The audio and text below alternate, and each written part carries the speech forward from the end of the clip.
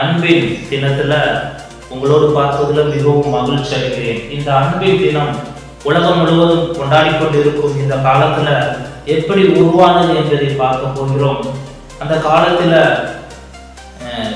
ரோமாபுரியை ஆட்சி செய்து கொண்டிருந்த கிளாடியஸ் மிமி என்ற அரசர் யாரும் திருமணம் செய்யக்கூடாது, ஆணும் பெண்ணும் திருமணம் செய்யக்கூடாது, நிச்சயிக்கப்பட்ட திருமணத்தையும் ரத்து செய்ய வேண்டும் என்று உத்தரவு கொடுத்த நேரத்துல அங்கு உள்ள பாதிரியார் வேலண்டைன் என்பவர் ரகசியமாக திருமணம் செய்து வைத்துக் கொண்டிருந்தார். ரகசியமாக திருமணம் செய்து கொண்டு இது தேவனால் நியமிக்கப்பட்ட திருமணம், இதை மனிதர்கள் யாரும் தடுக்கக்கூடாது என்று ரகசியமாக திருமணம் செய்து வைத்துக் கொண்டிருக்கும் பொழுது அது அந்த அரசருக்கு தெரிய வந்து அந்த அரசர் அவரை சிறைச்சாலையில் அடைத்து மரண தண்டனைக்கு உத்தரவு கொடுத்து அதற்கான நாளையும் நிர்ணயம் செய்தார். அந்த நேரத்தில் சிறைக்காலால் அடைக்கப்பட்டு சித்திரவதை செய்து தலை துண்டிக்கப்பட்டு மறித்து போன அந்த நாளை தான் கிபி 270 பிப்ரவரி 14ஆம் தேதி இந்த நாளை தான் நாம் எல்லாரும் வேலண்டைன்ஸ் டேயாகவும் கொண்டாடி கொண்டிருக்கிறோம். அந்த நாளை காலப்போக்குல மாறி காதலர் தினம் என்று மாறியது.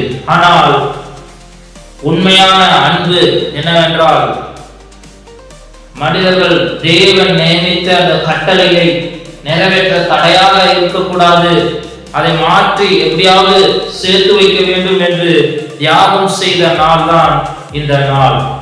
இந்த நாள் அன்பின் நாளாக நாம் கொண்டாடுகிறோம்.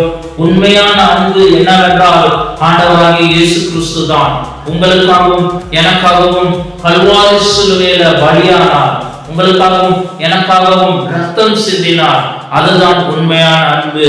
சில அன்பு சொல்வார்கள், நான் உனக்காக உயிரை கொடுப்பேன், நான் உனக்காக அப்படி செய்வேன் இப்படி செய்வேன், ஆனா கடைசியில எதுவுமே இருக்காது. இயேசு கிறிஸ்துவின் அன்புதான் உண்மையான அன்பு. அந்த அன்புக்கு கள்ளம் தெரியாது. அந்த அன்பு மாயையான அன்பு அல்ல, அந்த அன்பு உண்மையான அன்பு. அந்த அன்பு சமாதானத்தை கொடுக்கும், அந்த அன்பு சந்தோஷத்தை கொடுக்கும், அந்த அன்பு உனக்கு விடுதலையை கொடுக்கும்.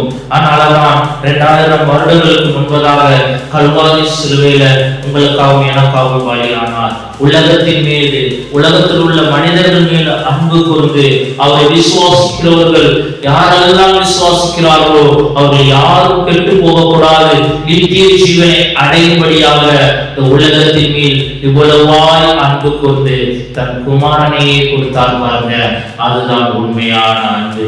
தன் ஜீவனையே கொடுத்தார் பாருங்க, அதுதான் உண்மையான அன்பு. அந்த அன்பை நோக்கி வாங்க, நிச்சயம் உங்களுடைய எதிர்காலம் ஆசீர்வதிக்கப்படும். இந்த வார்த்தை மூலமாக ஆண்டவர் உங்களை ஆசீர்வதிப்பாராக. ஆமென்.